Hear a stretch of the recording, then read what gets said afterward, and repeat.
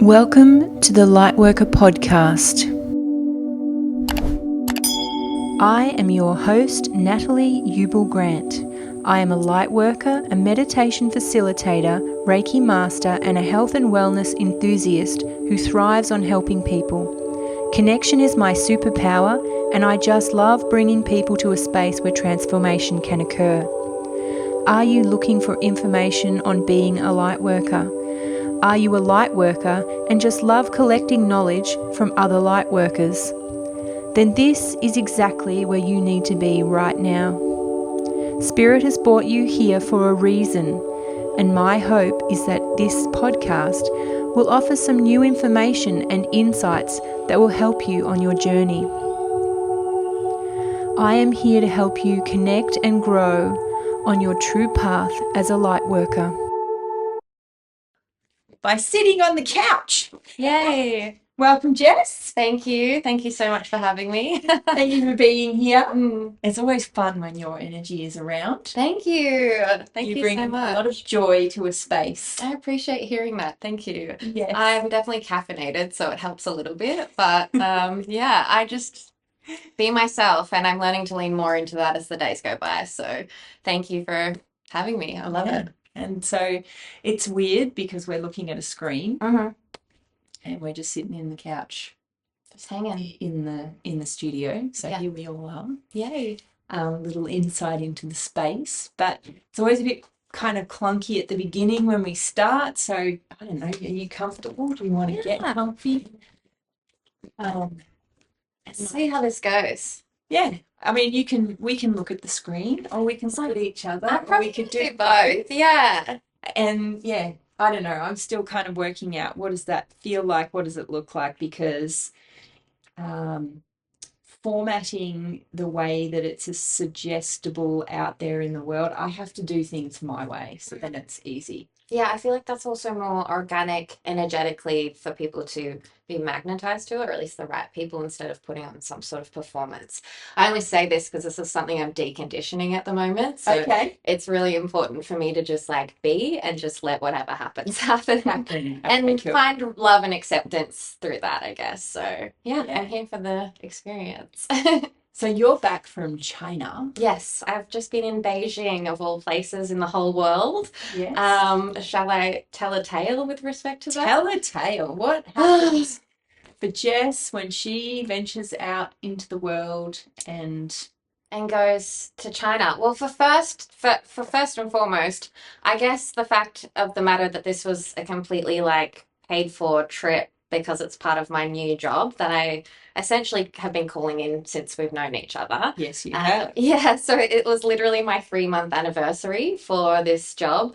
And I was taken out to coffee randomly a couple of weeks ago and essentially scouted with a friend of mine to go over to China to be part of a testing experience. So I've just come from clinical radiation therapy, working with this big machine, and they've got a new piece of technology and they wanted our opinion on it, which is very specific. But to me, when this coffee was happening and there was a white owl in the tree crying the whole time, like I knew something was going down. You know, I didn't know it was that because we were invited under the guise of networking and just like having a nice day at the beach. And I'm just observing this owl squawking away, this baby owl in this tree that I'd again seen in a meditation the week before with a different mentor. And it was just interesting. And the way that I showed up to this was quite different than ever before, because previously when cool things happened, all of my excitement would go into them and I'd be like, this is the defining moment of my life. Whereas from a lot of work over the years, I've learned to become quite neutral about everything, I suppose, or at least getting myself there. So the whole time it was a question of like, it might happen. So I was like, cool, if it does happen, awesome. If it doesn't, also awesome. But in the lead up to it happening and everything like that, there was like remembrances of like music, Chinese music, and like Hanfu, which is the traditional dress, and like different places to go to. Like as I was looking them up, it was like, I don't know, there was something there for me, and like the imagery and the symbology and the numerology and astrological nature of everything that they do there. It's all tied in with feng shui, the moon, the sun, dragons, like all sorts of things. The amount of people I asked if they believe in dragons, because it was just everywhere, was quite surprising, because people were really open to answering me and telling me yes, they believed in dragons and all sorts of things like that. So it's just different. And I was meant to see a different side. I haven't traveled since 2019. Yeah. Before all of this happened to my life, which is the best gift that's ever happened to me. But I saw traveling so differently back then, where this was an invitation for me to actually experience, to be part of an experience that I had control over, but equally didn't. And I got to, I don't know, remember like the East and how different it is to the way that we're conditioned in the West, and how different we can operate and what that looks like. It was so cool. I think I've just gone down this huge rabbit hole mentally in my head, and hopefully all that made sense. But it was a really cool experience. And it started from coffee. Yeah. I don't know. Yeah. Yeah. So something that kind of popped in with that was just your observation that we have a particular point of reference based on what we get taught living here in Australia Yes. about what other places, other countries might be like. And so a picture is painted. Yeah. Based on, what the television tells us, what other people's experiences might have been like, based on, just the general consensus about whatever the latest wave of gossip wants to tell us about a place. Yeah. And so when you went to China, you would have gone there with all of that swirling around in your brain. Preconceived notions, absolutely. And it was a hot topic for me in the lead up to it. Yeah.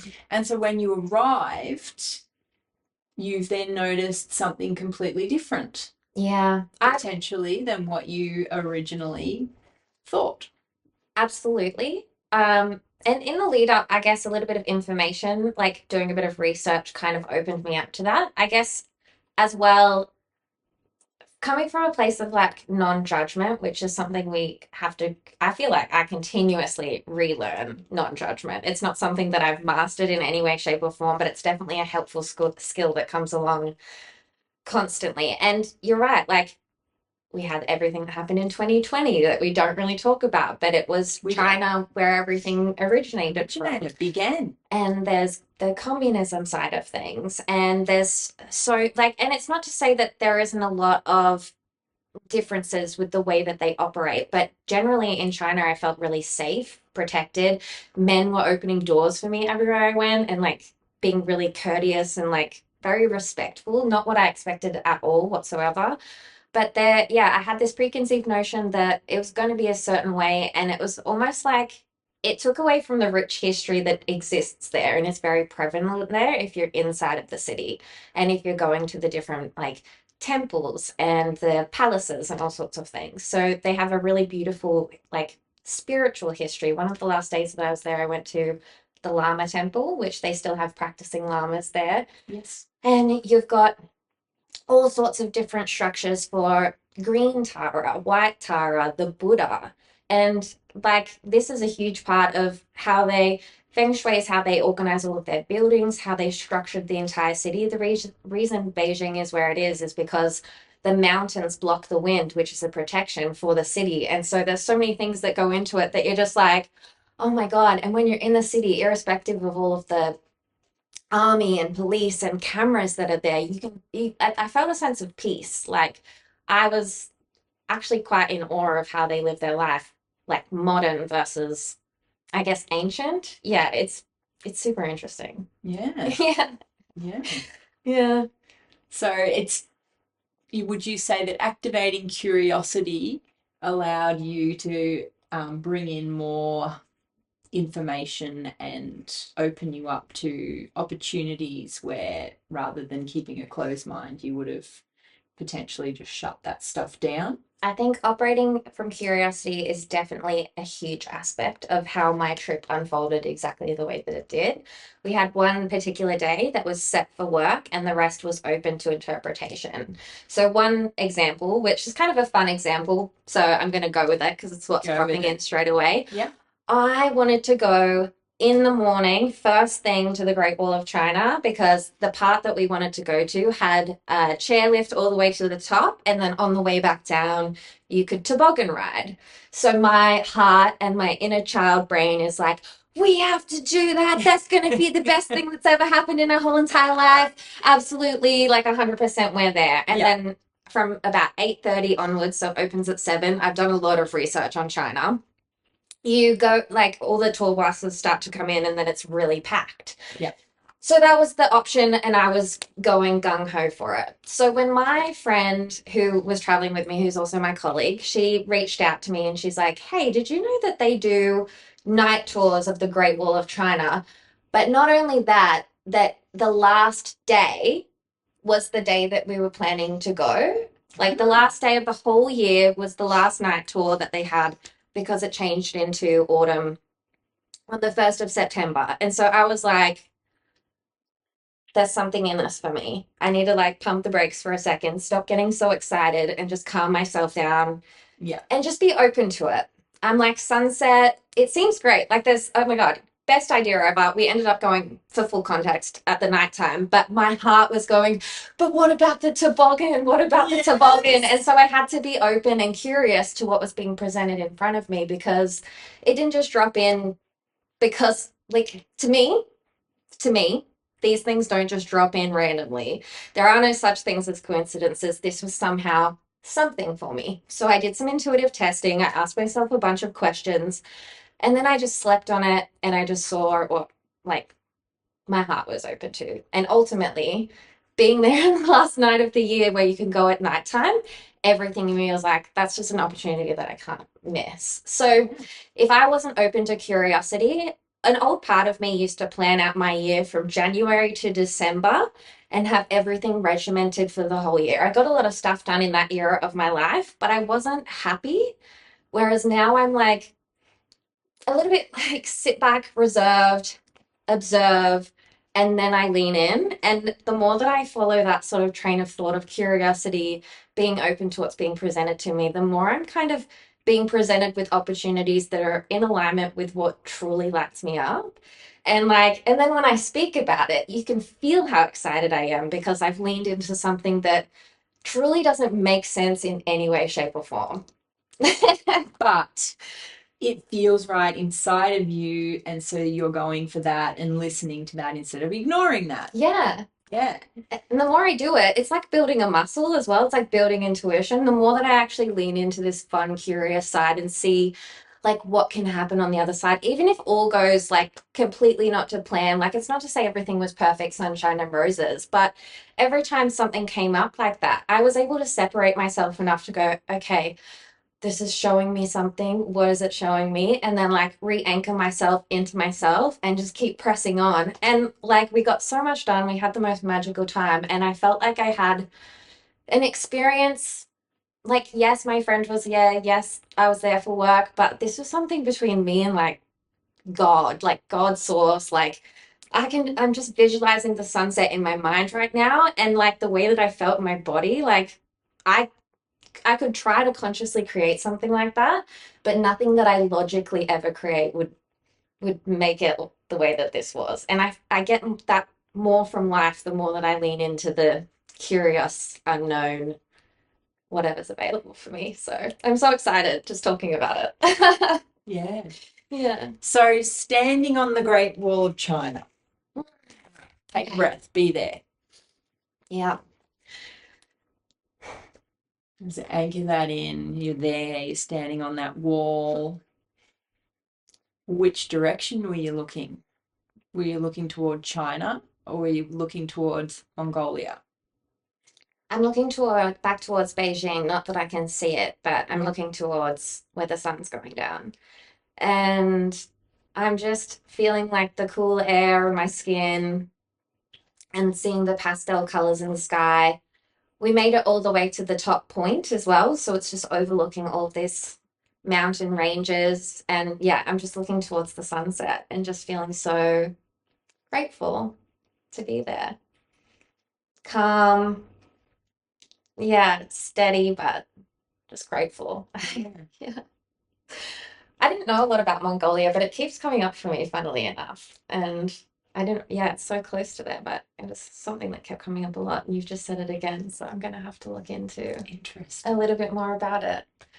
Yeah. Yeah. Because it's the Great Wall of China is an interesting one for me because I mean it's something you can see from a great height, Mm. big structure someone's built, and I have so many questions about it. yeah, and potentially you're only going to really know the truth by learning the history when you're in China. Mm. Yeah. Learning from the Chinese history because the history that gets sort of shared around other places potentially may be true, maybe not true. Don't know. Mm. But yes, I have kind of delved into questioning history quite a lot. Yes. His story, as they say. Yes, Mm. whoever the victors of the war are then tell you the tale that they would like people to remember, whether it's true or not. And so, yeah, Yeah. Have you been to the Great Wall? I have never been to China. How interesting. Yes, it hasn't called me. So interesting. Very interesting. Yeah. That's why I was kind of feeling into what that feeling was like when you were standing there on the wall. What was that like? So yeah, thank you for sharing the Yeah. energy of that because I felt that. Okay, cool. It's Yeah, interesting because of how ancient it is. that's what I mean. Yeah. And It's a very old culture. mixed in with the new, though, is the most crazy part about China is that you've got they're like UNESCO sites. So they're protected ancient sites all across the planet, essentially, like more so than although it is a great wonder of the world. They have like the Forbidden City and the Summer Palace and all these places that were built in like the 1400s and beyond that you're just like, and then there's skyscrapers up off into the background, and you're like, okay, this is wild. The Great Wall part that we went to was so far away from everything though that it was kind of like I don't know if you've ever watched Mulan or any movies. Yeah, it's kind of like what you would. It's kind of so much better than that, but that was what I imagined ever since I was a little girl standing on top of the Great Wall of China was just like the ancient, like the fact that the sun was going down and it was nighttime while we were there was really giving what it is like in that movie or the magic that I felt watching that for the first time. And it was just like nothing that you'd ever experienced because how could they get all of these bricks and all of these things up this mountain that we needed literally a cable car to get up? Like I've got so many more questions than I do answers after going there. And all of the imagery of all of these animals that are mythical. Are they mythical? I don't know. I've got so many questions. It's just like, why would a dragon be so celebrated if something like that never existed? Ah, Yeah, I've got those questions too. yeah. Yeah. You know? Yeah. Yeah. And so, and it's an interesting ride to just be curious and then keep asking your questions. See what turns up when you ask the questions. Yeah. Yeah. I love it. So you and I have known each other quite a while now. I know. It feels like a second, but it also feels like a lifetime. It does, right? It feels like, I mean, from where I sit to look back on the you that is now sitting here on this couch with me, I'd love to hear it. it has been such a joy to watch you discover yourself. Thank you. It really has, good times and bad, Yeah. difficult and easy. Yeah. The different phases and changes in that personal discovery journey that you have been on because like you said you started out before the world went mad and then because the world went mad it made you look at things deeper and changed your perspective. And if no one knows what I'm talking about when I'm saying when the world went mad, I'm talking about 2020 and when COVID hit the world and everybody started doing whatever it was that they did. And it was a very interesting catalyst to create change in pretty much a worldwide sense. And we could sit and judge it as good or bad. Yeah. And we can sit and have a big argument about what it was or it wasn't. But one of the gifts that I know that it gave a lot of people that I'm walking the path with is an opportunity to look deeper inside themselves, to find their own answers, to discover their own truths, and to work out that potentially what they'd been doing prior to that might not have been life supporting for them, whether that was where you were living, what you were doing, what you were eating, what you were taking. All sorts of questions were risen from just that happening in general. And I've been lucky enough to be bearing witness to the changes that were created for people who were willing to dive deep into their own energy, their own life, what's right for you. And they were discovering that what was right for one person might not have been right for somebody else. And so that brought up more questions than answers. Yeah. Which then made them dive even deeper into figuring out, well, what is right for me? And I watched that with you. Thank you. And you've done so many different things. And so just to give you context, right? So Jess worked as a radiation therapist. So I was treating people on the front line with cancer every day, Monday to Friday, for pretty much like I was doing it for the last 10 years almost. So yeah. Bloody good at your job too. Thank you. I really took a lot of pride in, like, when I do something, I have to love it. And I took a lot of pride in being myself in that role as much as I knew what myself was at the time, and sharing what lights me up with other people, like whether it's being silly or like I'm very much everything. And I'm learning to understand that I can be everything, whereas before I thought I had to define it. Like I was funny and I was, I guess, like the first word that came to my head was annoying, because I used to call myself annoying for being so loud because it went against the grain of what was normal. But it was entertaining for the patients, and the patients liked something that distracted them from what they were going through while also being supported by that through what they're going through. And so I loved offering that to everybody while also being incredibly on with what I knew about my job and being able to do it very efficiently and very well. It was something that I took a lot of pride in. But in all things that are good, I learned along the way that even though I was good at it and it served me for what it was at the time, that it wasn't my forever. And so it's now no longer something that I do. Yeah. However, reflecting on my journey from this perspective is really important for me, because going through it at the same time was one of the hardest things I think I've ever done. Yeah. And that so lovingly helped me a lot on the phone through some of my deeper moments in that. So it was a journey. But without that journey and without the deep moments to really show me, firstly, what I was made of, and secondly, to show me what I was avoiding within myself, I wouldn't be here where I am now, which is more grounded in myself and more understanding of others because of what I've seen within myself and within others. So it all had place and purpose is my point. It doesn't mean that it was easy. It just means that I'm learning to see the love in it. Still learning. But yeah. That's the journey, right? We are learning as we live our lives. So a lot of people can get caught in kind of a mentality that when they become awakened or start their spiritual journey, that they need to be healed. Yeah, they get sort of fixated on this concept that they need to go and have a healing. And the truth is, you're perfect just as the way you are. Yeah, but it took me many healings to learn that. It took you many sessions where somebody helped hold a space. Yes. For you to discover.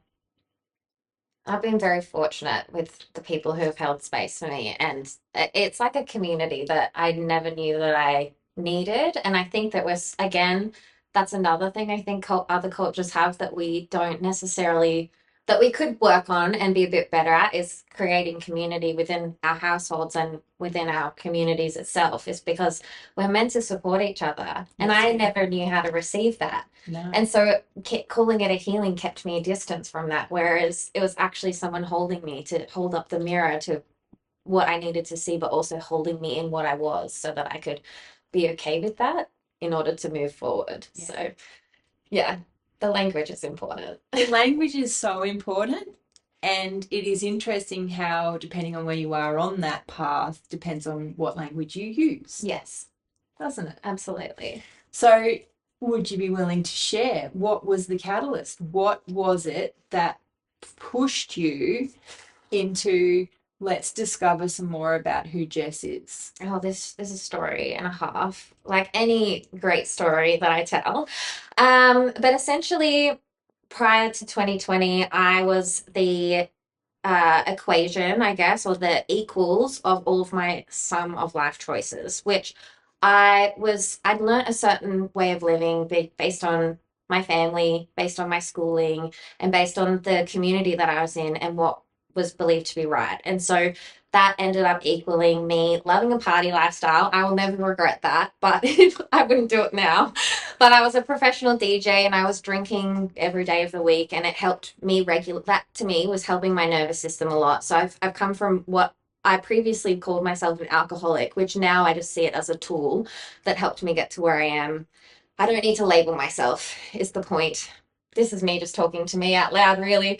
And this is how I talk inside of my head when it comes to these sorts of things, because it is important how we talk to ourselves. Yeah, it is. But I was previously an alcoholic, and I was known to have a lot of depressive episodes and a lot of anxiety because I was taught to fake it until I make it, which I was very good at doing. I was very good at putting on a show, putting on a DJ show, putting on a radiation therapy show, whatever show was needed of me. I was very good at and people pleasing. I'm incredible at it.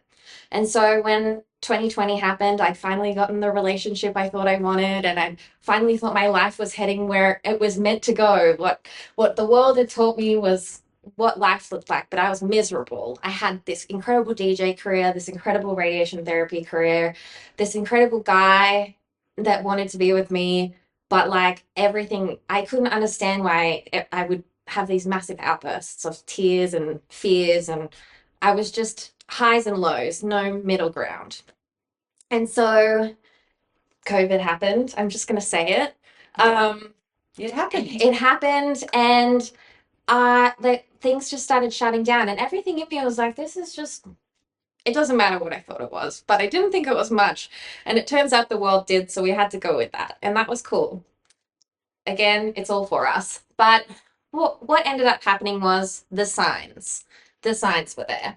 So I'm in teams at work. I'm working with the same people every day, and I'm going home to my housemates, and I'm just not feeling like I have much left to give. I feel like the thread is like fraying, got a big rope, and it's just like one little tiny thread before I'm about to snap. And so a lady from my work goes to this place, and she's holding all these puppies in this photo.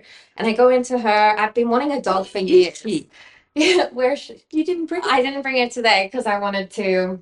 Normally she comes everywhere with me, and she'd be all over me right now, and I love her, but this is our moment together. Yeah. Okay. And anyways, I'd talked about this dog, Frankie, my dog, who I currently own now. I'd talked about her previously for a good 3 years since I started radiation therapy. I couldn't talk about my dogs that I had at home anymore. And so I started dreaming of this dog, not realizing manifestation was real, not realizing if this was like some sort of soul contract that I was essentially just reading it and bringing it into fruition with my words. So I was doing this for years. I still have people telling me, yeah, you were talking about that dog for years. It was so annoying. Like literally, and with love, with love. But when 2020 happened, I saw this lady at work. She had all these puppies in her hand. And I was like, where were you? And so the obsession of me logging onto this website and looking at puppy pictures just started. Then the borders shut down. Then I'm going home to my housemates who are working at home all day together, having the best time. They're a little bit younger than me, with love. Going from that environment to there, I was just like, I just don't, like, I wasn't coping. And so I was just I was meant to go to Europe. It all got cancelled. I was getting refunded for things, and I just was like, the string was down to a hair, and I was like, The last straw. I was just like, I have to do something or I'm gonna lose it. And so I emailed the dog place. I hadn't told my housemates that I was buying a dog. Oh dear. And or that I was planning on moving out. I was just like, I have to buy this dog, and this is gonna change my life.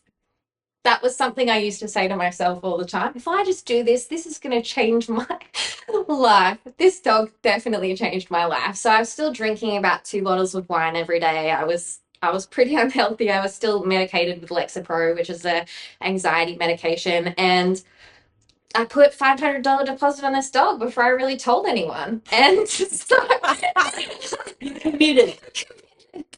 and I was avoidant as anything. I've worked a lot on it, but I couldn't tell them until I'd made the decision, because until I'd made the decision, it was just a dream. Yeah, true. It was a dream I dreamed about for years that I told everyone about in jest. And I mean, we were joking about it for months, but I never really, never really thought I was going to do it. So anyways, I get this little dog, this tiny little thing, and everything in me was just like, irrespective of how I feel about myself and how I feel about life, this thing is the cutest thing I've ever dreamed of. And then eventually I realized she looked exactly how I used to describe her.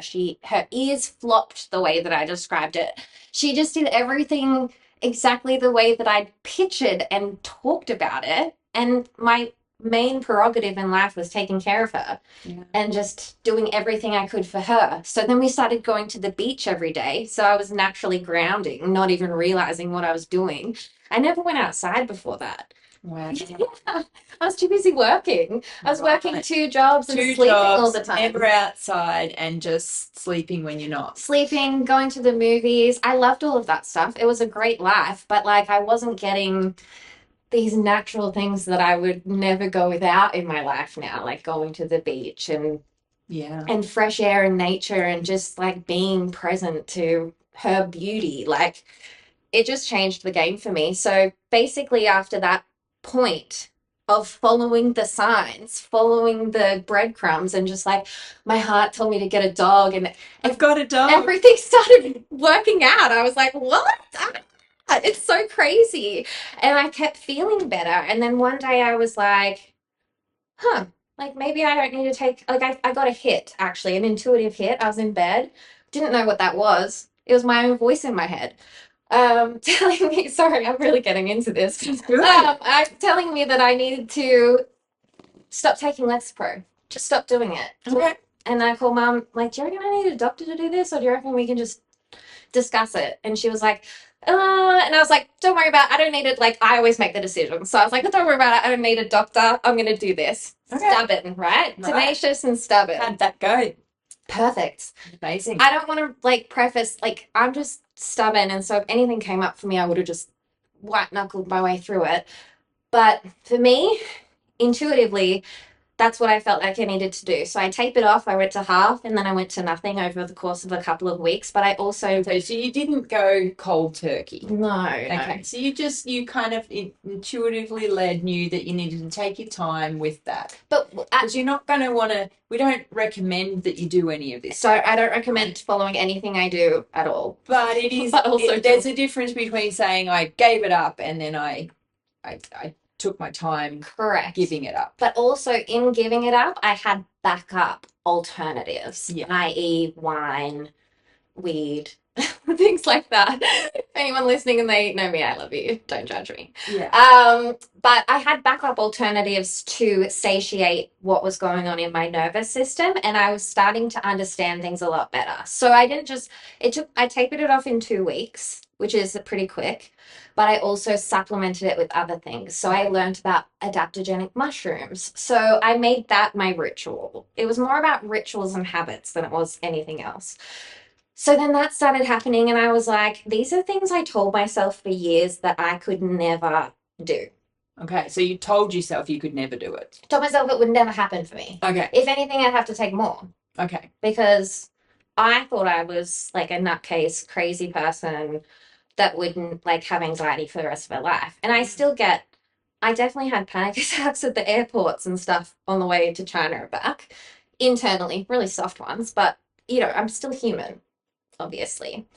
But I started gaining evidence to the fact that the stories that I was telling myself were just stories.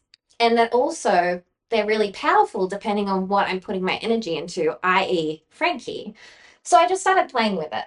And I also kept following the signs, which led me to one of your Reiki students that then alluded to the fact that I had psychic abilities and things that were worth investigating and developing. Normally, on a normal day, a year prior to that, that would have been like, okay, like you're trying to like get some money out of me or something's trying to happen here. That was just the way that my brain worked. But because I'd spent a year following these signs and the world was crazy enough as it was anyways, and I was like, what have I got to lose? Just like lean in a little bit. So I went to my first like Reiki, and then I went to my first Reiki class, and that's how we met. So that's the long story. I went on a really big loop-de-loop tangent, but it's valuable because if it wasn't for all of the present moment little things that happened that I was clocking and going, there's something to this. Like this was me with me. Like no one in my life would have believed I say that, but I didn't give them the grace of trying it. But I didn't really feel like at the time anyone in my life would have believed or understood that what was happening with me, and especially with a lot of the emotions coming out of me as I was purging through my old beliefs. I had to grieve the death of my own self so many times that it was really hard to fathom how to even explain that to another person until I started coming into places like this and being around people that were speaking the language that I was starting to learn. And so it really was about curiosity the whole entire time, but also just like seeing where if I thought something and my heart was going, there's something in this, just playing with it and seeing what was available for me.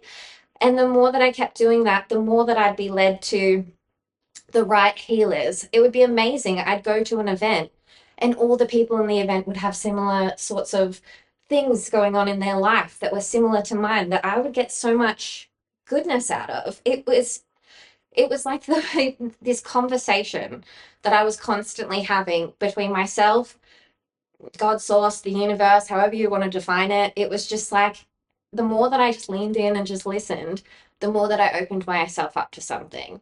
And it was very exciting. And it was also very deep. And there was highs and there was lows. Yeah. But the catalyst was Frankie. And Catalyst was Frankie, that little fluff ball that is very cute. Like when you meet her, she's very cute. I wanted the cutest dog in the whole entire world, and I called it in for years. And I feel very grateful for so many different reasons because not only does she heal me, but she is constantly a healer to the world around me. And I wasn't even present to that for such a long time because I was just so grateful to just have her. But every day she makes people smile. And like in this day and age, like that's a gift in itself. Like just by being herself, like she's the perfect mirror for me in so many ways. Yeah, because you do that too. Thank you. Thank you. A million years ago, I used to still do people's nails because I came from beauty therapy, and Jess used to treat one of my clients who passed. Yeah. And I'd had worked with her for nearly 17 years, this particular lady, and she had nothing but wonderful things to say about how safe you made her feel and how happy she was when you were there to be able to facilitate that treatment that she needed to have, and she went on to live after that, and probably because of that feeling that you were able to ignite in her. She's not with us anymore, but she's kind of always with us. She never really goes. Yeah.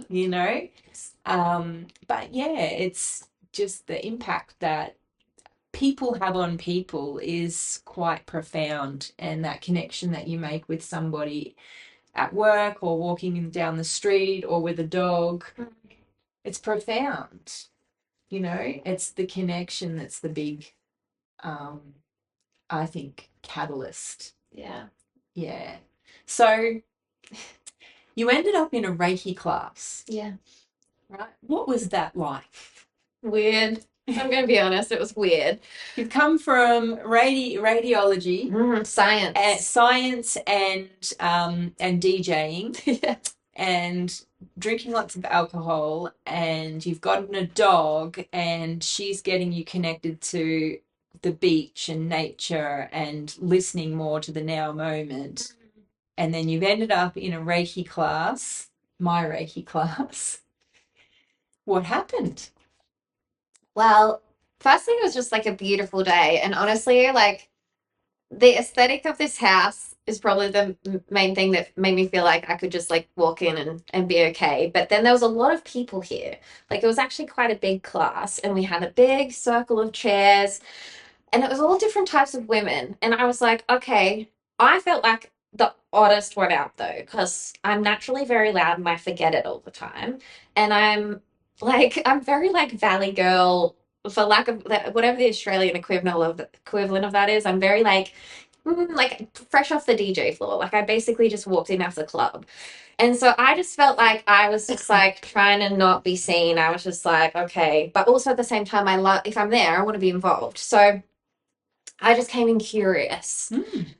And I couldn't deny the experiences that I'd had in the leading up to this. So I knew that there was something in there for me. But I was honestly, I don't know, like I had a lot of resistance coming in. And then I think it was either after the first meditation or during the first meditation, something just like opened up, and I cried for most of the day after that. And so I was already well aware of like, well, what I perceived as me being different to everyone already without the tears coming out, which later someone else who was in the group came to me and they were like, oh, I remember you from that day because we both cried the whole day together.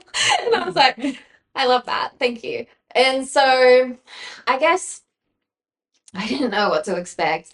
I thought like I thought it would either make or break me in like a in an interesting way. And it showed me more of what I was like calling in, I guess. It was kind of like the gateway to finding myself again, because in a weird way, even though I was conditioned in certain ways, I still followed my heart and my soul the whole time in DJing.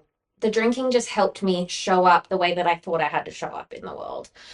And this was kind of like the sign to be like, you can find that again in a new and organic way. This is truly what it felt like for me. It felt like the start of finding my people. And by the end of the day, like everyone's talking and connecting, and we're going through these different meditations, and you're having experiences within yourself that you're like unable to not to deny. Like the things that I saw in my meditations, I still remember to this day.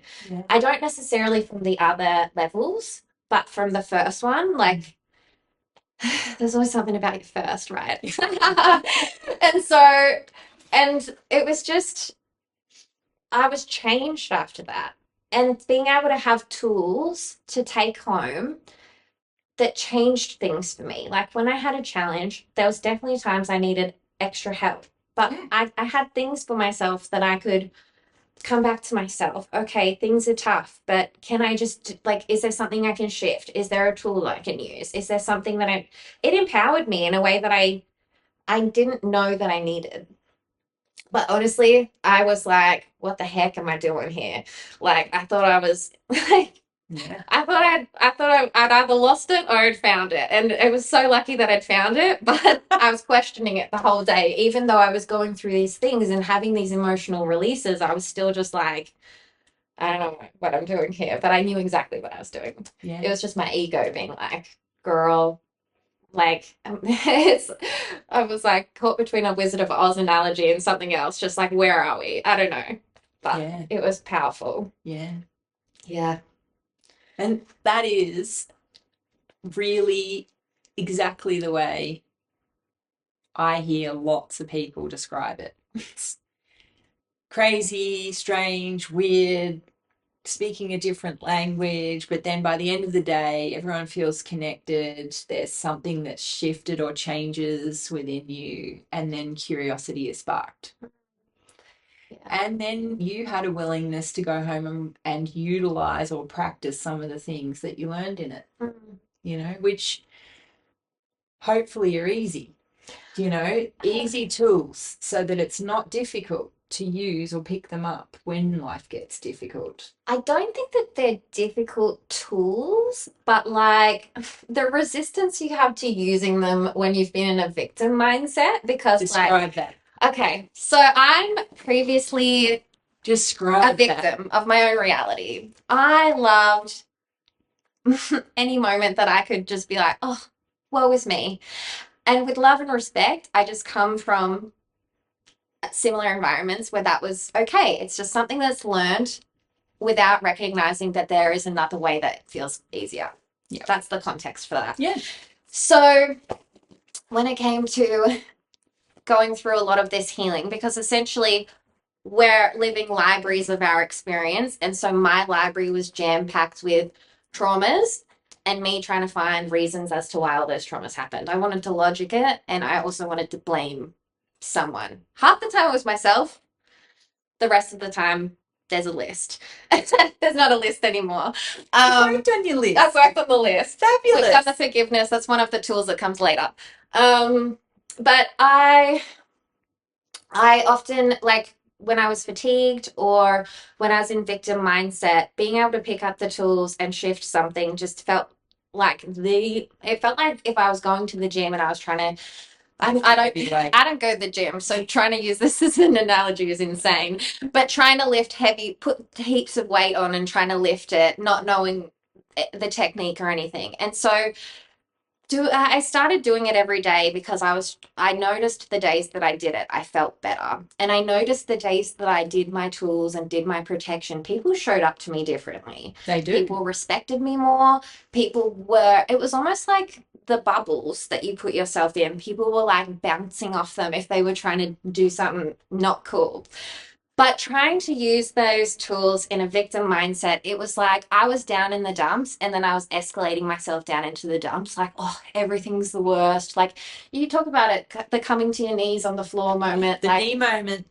I would bring myself to those semi-regularly because I was deathing and rebirthing a lot and losing aspects of myself. I thought I'd already lost enough, not realizing what was on the other side, which thankfully we've now gotten here. So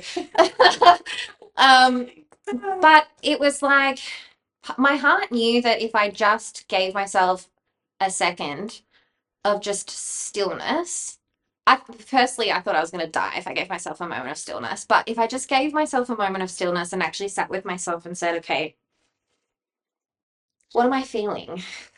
Let's have that moment. Where am I feeling it in my body? Does it have a color? Does it have a shape? I can almost hear your voice saying it to me. Yeah. And just allowing myself to let it be what it was, which I wanted to control everything. Hence why the victim mindset worked for me, because I could control what that looked like.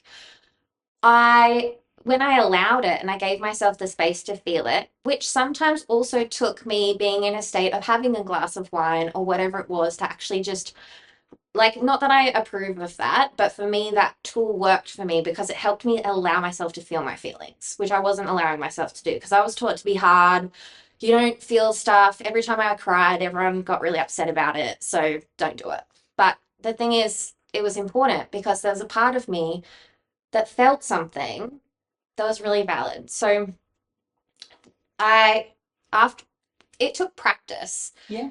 And it took practice over and over and recognizing that when I was in a victim state and I was just dwelling in those juices, because your brain releases things that you get addicted to when you're a victim and when you're cycling these things. Yeah. And so when I learnt that, I didn't have an excuse to hold myself in that anymore. So I was keeping myself accountable, one, but two, when I did the tools and people showed up for me differently, I literally had evidence to the fact that something I was doing was shifting my reality in a way that was more conducive to me being myself more. And the more that I practiced it, the less difficult it felt, to be honest. At first, these things felt like they took 100 years. And you were there for like 3 years. Literally. I know. But it felt like 100 years. I'm just, for anyone out there listening. Protect, and you're there for 3 minutes and you're nearly dying. I know.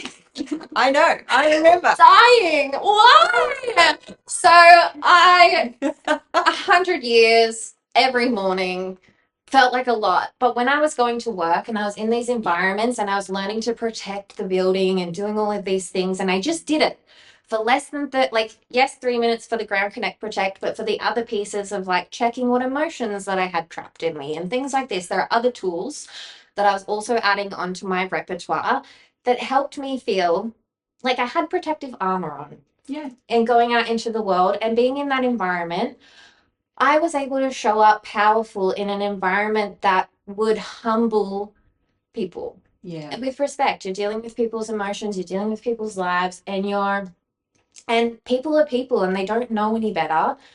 And knowing what I knew from Reiki was able to give me that distance to go, well, I do know better. And even if they don't act the way that I think that they should act, I'm going to act the way that I think I should act. And I will show them via like example, but also they'll absorb it via osmosis, which is like a science term of how like flowers absorb from the sun. They're going to absorb that from me. I'm the sun and they're the flowers. Let's go. So I'm just going to show them. If I can't lead by example. I got so sick of my own voice trying to teach people by telling them. They weren't listening. So I'm just going to lead by example. So that's what you do. Yeah. But it wasn't easy. It was a practice. Not easy. It's a practice, and then you get challenged, and then the universe sends you more practice. Because it's asking us to go as deep inside our own hearts and to start walking our own paths now. It's challenging us every single day to go even deeper. Yeah. Because we haven't been walking and operating from our hearts. We've been operating the way society tells you should. We've been operating the way that mums and dads tell kids they should. We've been operating the way that bosses tell people they need to be behaving, and then they themselves don't do it. Yeah. So there ain't no examples, right? Yeah. So we have to start leading from our own hearts and be our own examples, and to listen to the souls that are happening inside of our hearts that are screaming, please listen to me, instead of using the victim to give us our hit, our dopamine hit. We're going to start using our heart to give us that, and to then be able to walk through this life feeling proud of ourselves, because we can sit and honestly know, yes, I honored myself today, or you honored yourself today, and you didn't put your energy in someone else's energy and try and make them do something that they don't want to do. You just did you. And doing that, because we've had some pretty intense discussions, and that's my safe space. Working, from my role is mentor, right? Totally. So sounding board, really. Yeah. I'm not here to tell anyone what to do. I'm here simply to be a place where you can just go, what? And then we unpack that. Yeah. Yeah. Well, truth be known, you unpack it and I just listen. I think you help me take responsibility, though, in the way that as placeholder, you keep me accountable just by your presence, because you're very grounded in what you believe, and I am learning to believe in those things too, because my heart tells me they're the truth.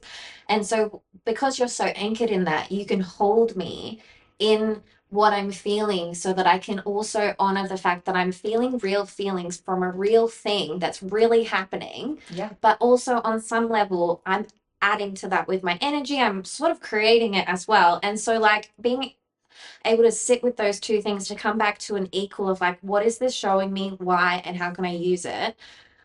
You gave me the space to actually even formulate any of that, where before it was either one or the other, and getting to the middle would be. More next week. I look forward to finishing this conversation with Jess. See you then.